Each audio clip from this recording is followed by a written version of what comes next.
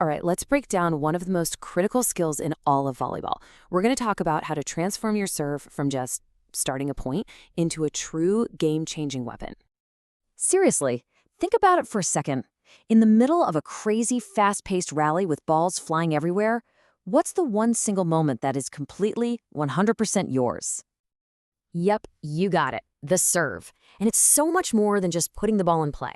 It is your first opportunity to attack, to set the tone, and to put the other team on their heels from the very first touch. So here's how we're going to tackle this. First, we'll dig into why the serve is your #1 weapon. Then we'll talk about building that rock-solid muscle memory. After that, we'll get into practicing under pressure, mastering your mind, and finally putting it all together for the complete serve. You know, every single rally starts with one person holding the ball. That's you. And a great serve isn't just about getting it over the net. It's a strategic move. It's about disrupting their entire offense before it even starts, and that creates easy points for your team. So, how do we build this weapon? Well, it all starts with the physical foundation. This is what we'll call Pillar 1, forging a consistent, repeatable motion. Think of it like this. We have to build the machine before we can really operate it. And this right here, this really gets to the heart of it. There are absolutely no shortcuts. A great serve is built one rep at a time, again and again, until that motion becomes so automatic you could do it in your sleep. That's the goal. Okay, let's break down that motion. It all starts with the toss. If your toss is inconsistent, forget about the rest. It has to be perfect. Then you've got the arm swing. That's where you generate all your power. The contact point is absolutely crucial for control. And finally, the follow-through. That's what makes sure all that power goes exactly where you want it. Each step builds on the last. And look, you're not just learning one serve. You're building an entire arsenal. The float serve? That's your changeup. It's all about deception, moving erratically, and making passers look silly. Then you have the topspin serve. That's just pure aggression. It drops fast, it drops hard, and it's a nightmare to receive. Having both in your back pocket means the other team never knows what's coming. Now for Pillar 2. You've grooved your mechanics, you've done thousands of reps. Awesome. Now you have to pressure test it. This, right here, is what separates a great practice player from a real game day performer. Come on, we've all been there, right? You're in the gym, no one's around, and your serve feels incredible. But then it's 24 all, the crowd is screaming, and suddenly that perfect motion just disappears. That's exactly why game simulation is a non-negotiable part of your training.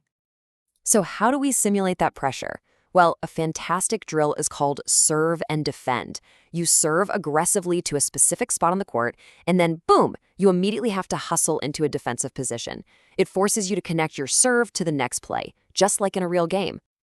Want to ramp it up? Try continuous serve-receive. Picture it, 2 lines of players, one serving, one receiving, and you just go back and forth, switching roles over and over again. The pace is absolutely relentless.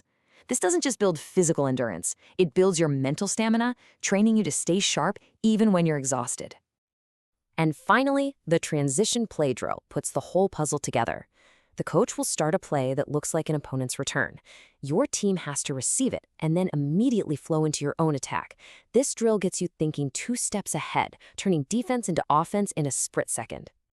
Okay, we've built the machine, we've pressure tested it, but none of it matters without Pillar 3, mastering your mind. This is about training the operator behind the weapon. Honestly, your mental game is what unlocks everything else when it really counts.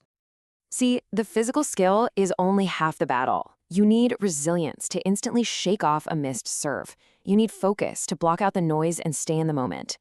You need confidence that comes from all your hard work. And you need a growth mindset, which means seeing every single mistake not as a failure, but as valuable information. When you combine all those things, you get what we call mental toughness. And it doesn't mean you're some kind of robot with no emotions. No way. It's about taking that adrenaline, that pressure, and making it work for you, not against you. It's what makes sure your technique holds up when the game is on the line. And this really shows the difference. After you miss a serve, you have a choice. The fixed mindset says, ugh, I'm just bad at this. The growth mindset asks, okay, what happened there? Was my toss too far forward? How can I fix it on the next one? One of those paths leads to frustration. The other leads to mastery. So let's bring it all home. The complete serve, the truly dominant serve, isn't just one thing. It's the seamless integration of your body, your technique, and your mind. It's the fusion of our three pillars. Here it is, the whole formula. You build the machine with countless reps. You pressure test it in game-like situations so it doesn't break. And you train the operator, your mind, to control it all with focus and confidence. You need all three. That is the path. The power is officially in your hands now.